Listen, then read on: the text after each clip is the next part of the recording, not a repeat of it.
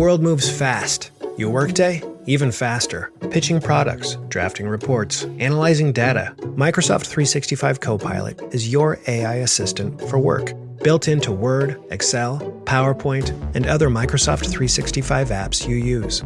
Helping you quickly write, analyze, create, and summarize. So you can cut through clutter and clear a path to your best work. Learn more at Microsoft.com/M365 Copilot. This episode is brought to you by Indeed. Stop waiting around for the perfect candidate. Instead, use Indeed sponsored jobs to find the right people with the right skills fast. It's a simple way to make sure your listing is the first candidates see. According to Indeed data, sponsored jobs have 4 times more applicants than non-sponsored jobs. So go build your dream team today with Indeed. Get a $75 sponsored job credit at Indeed.com/podcast. Terms and conditions apply. Every sip of Coca-Cola brings you closer to the excitement of the FIFA World Cup 26.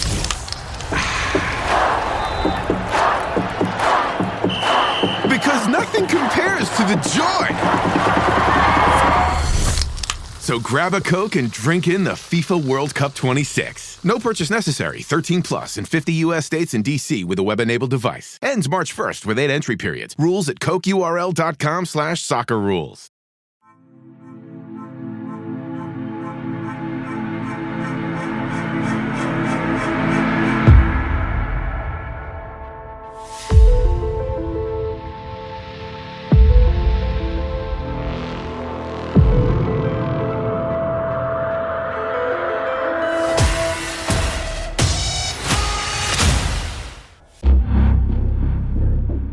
Welcome to Project Jackalope.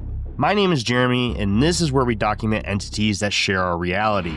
The documented encounters with creatures we are not supposed to see. For our first ever file, we're heading into the dense, silent heart of northern New England to confront one of the most chilling and unique entities in American folklore, the Woods Devil of Coös County, New Hampshire. It's a terrifying story, and it is a story that I know personally. From the distinctive horse-like face of the monster to the documented brutality of its predatory nature.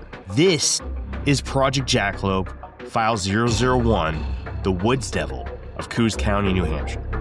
Enjoy, everybody.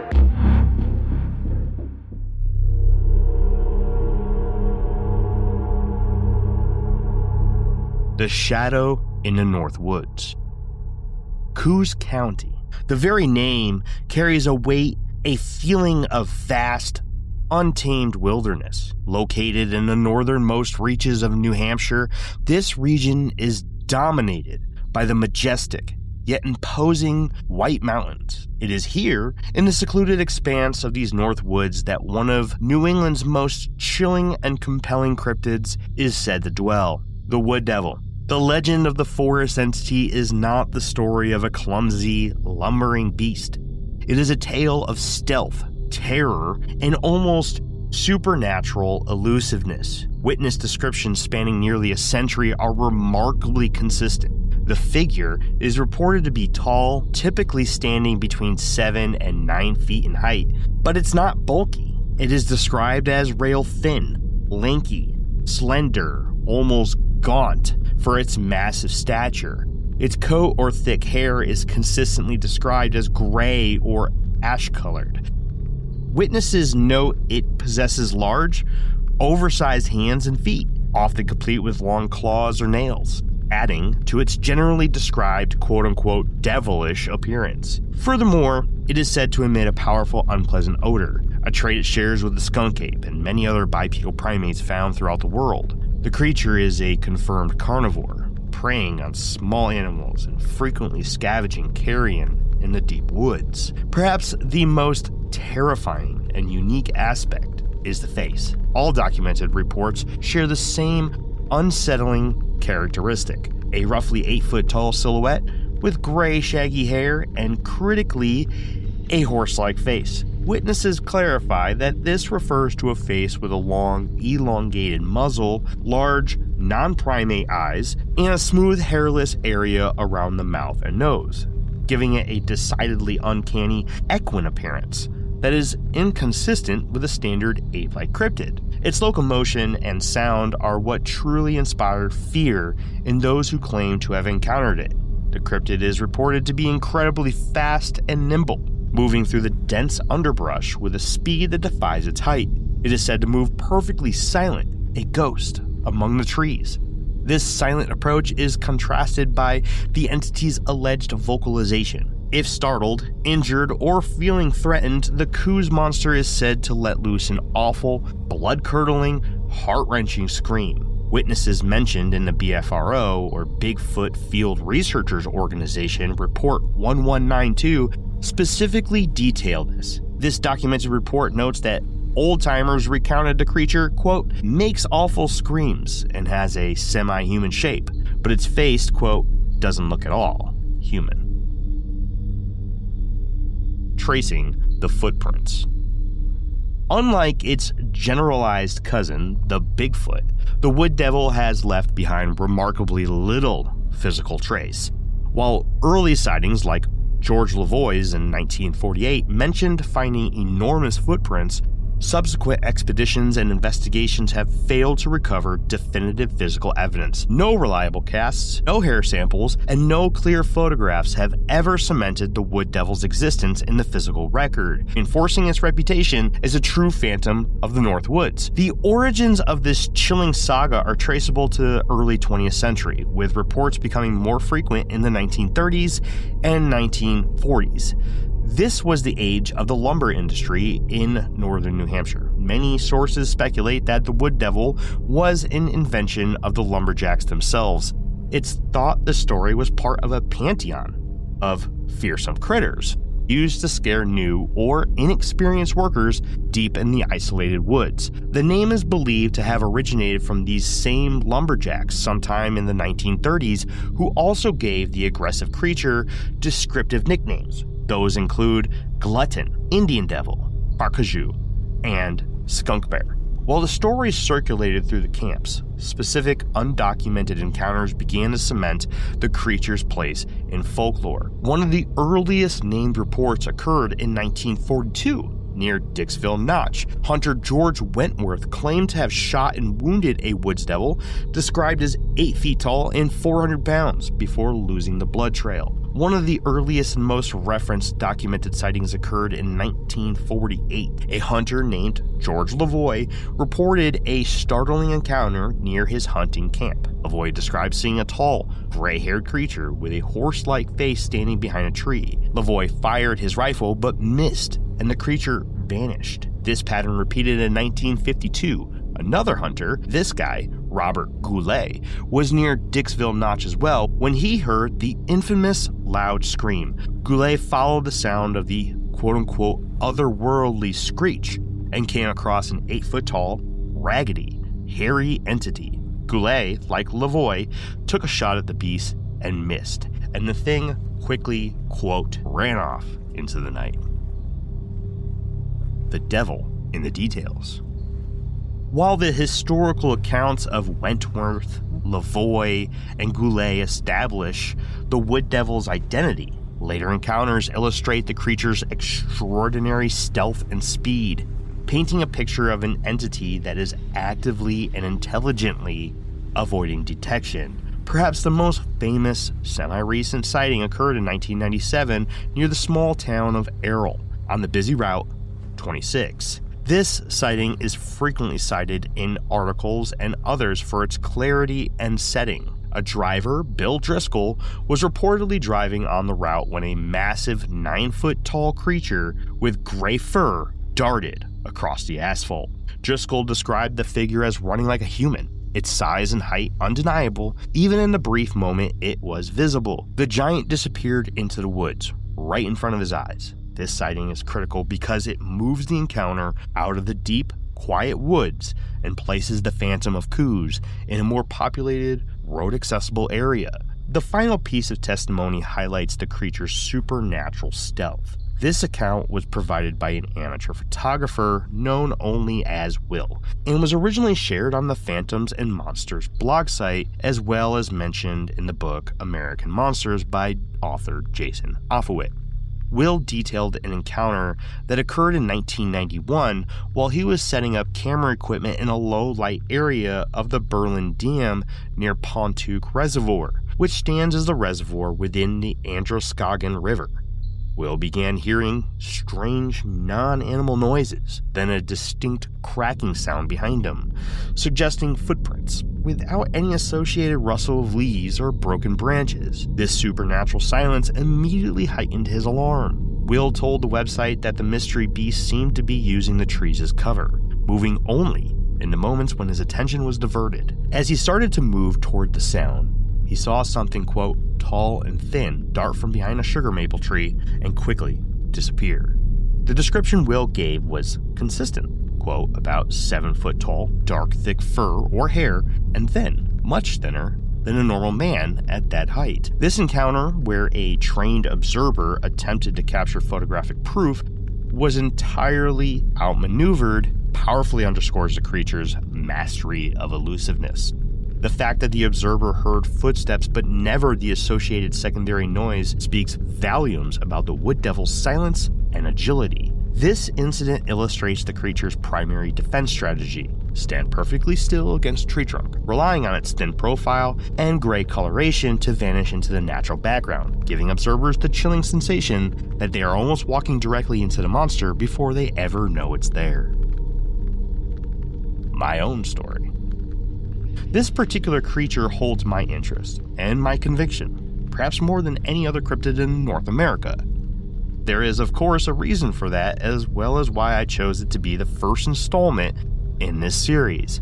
That is because the area it roams is the very same area where I had 2 experiences that shaped my life. The first was subtle, but terrifying.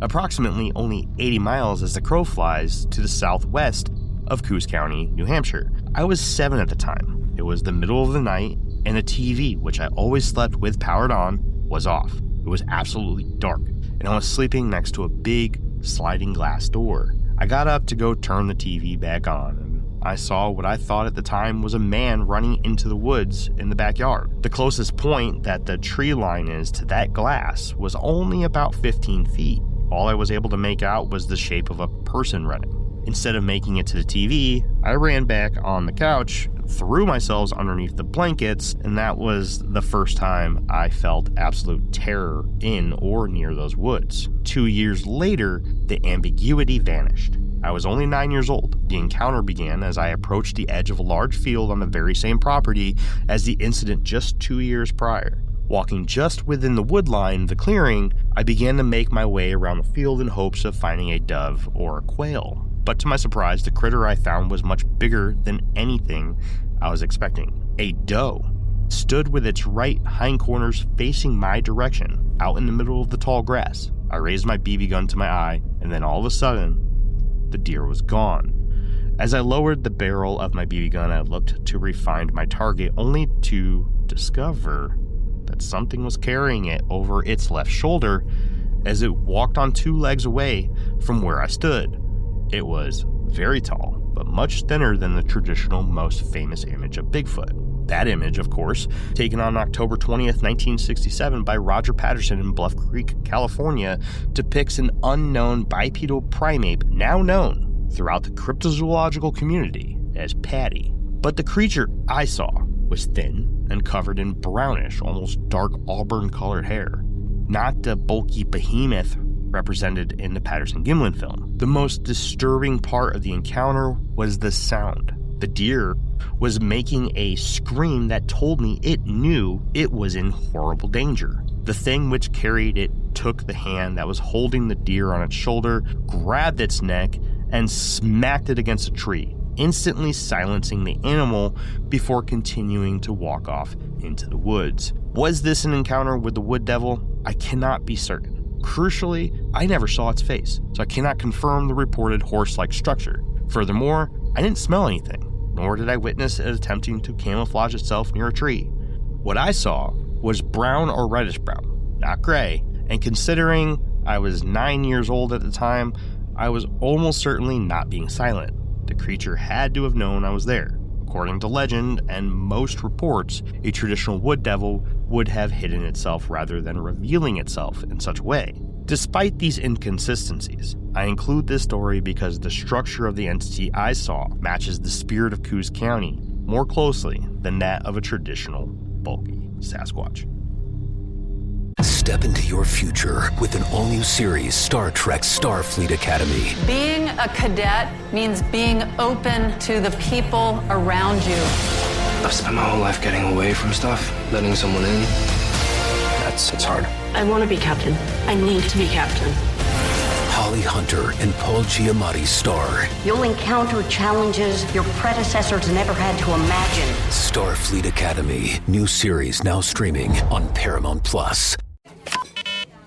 Did my card go through? Oh no.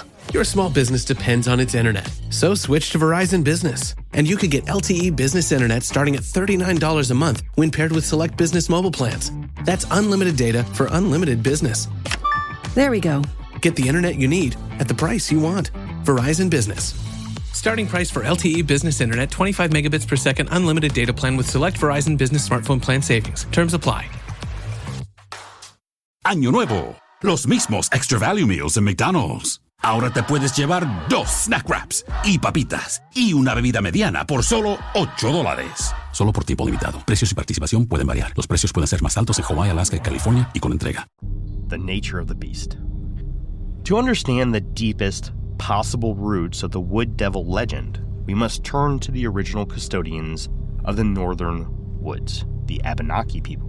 The Abenaki, whose name means people of the Dawnland, traditionally inhabited the entire region where the wood devil is said to roam, a vast territory known as Dakina, encompassing modern Vermont, New Hampshire, Maine, and Quebec. For centuries, the Abenaki have held deep-rooted spiritual beliefs about the dangers hidden within the deep forest and the high mountain. One of those most terrifying figures in their traditional narratives is the Kiwak. The Kiwak is often translated as, quote, ice giant or winter spirit, and it is an Algonquin mythological figure similar to the Wendigo, but with regional variations. Crucially, the Kiwak legends were active in the very same forest that eventually housed the wood devil sightings.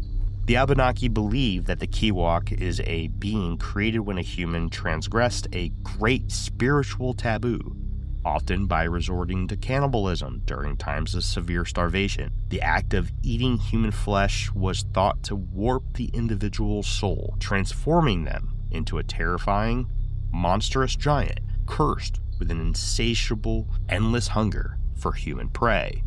The descriptions of the Kiwak vary, but they all share features that resonate eerily with the wood devil's profile.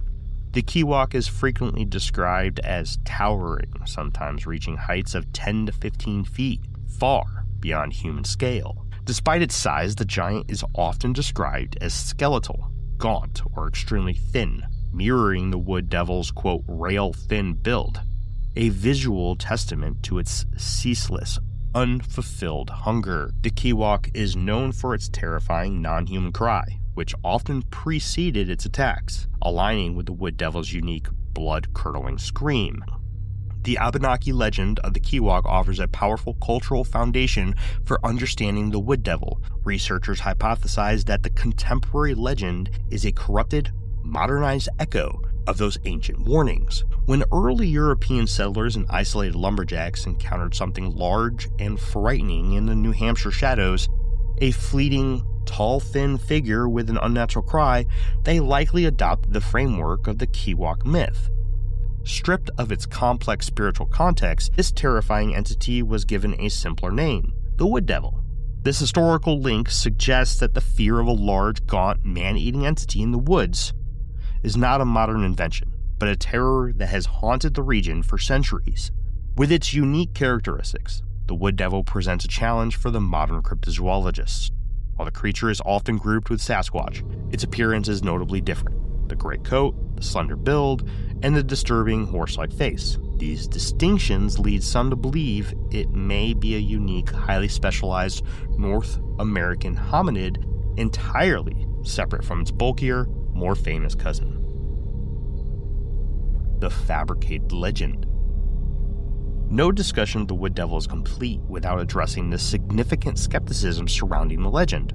For many lifelong residents of Coös County, the story of this creature is not an old world legend but a modern invention. Several residents have voiced this sentiment on local forums. One commenter on Reddit, a quote-unquote lifelong resident of Coös County, stated that empathetically, they never, once growing up, hear of this supposed legend, nor has any other local they have ever asked. They suggest the first verifiable trace of the specific story may date back only to the year 2000 and could be found in a single online BFRO report, which just so happens to be the previously discussed Report 1192. This counter-narrative frames the Wood Devil not as a genuine product of the 1930s lumberjack lore, but as a piece of cryptozoological fiction retroactively applied to the region, a product of the internet age rather than true historical folklore. And yet, this is the very beauty and reality of cryptid lore.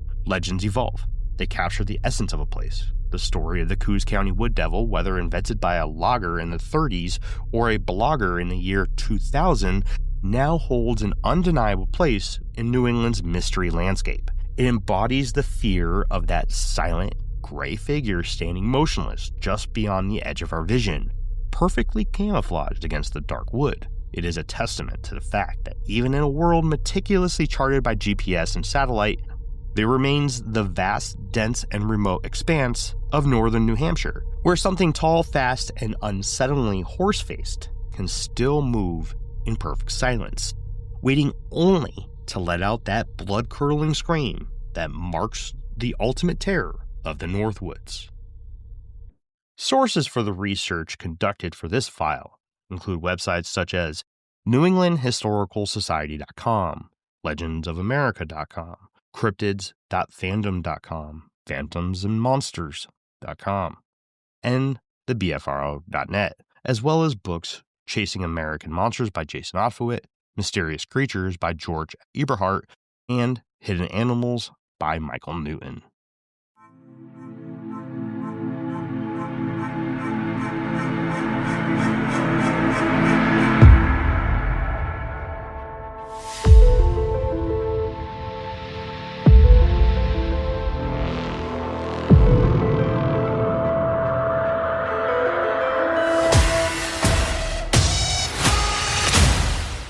If you're a landlord, you know managing rentals on pen and paper can be a major headache. That's why there's RentRedi.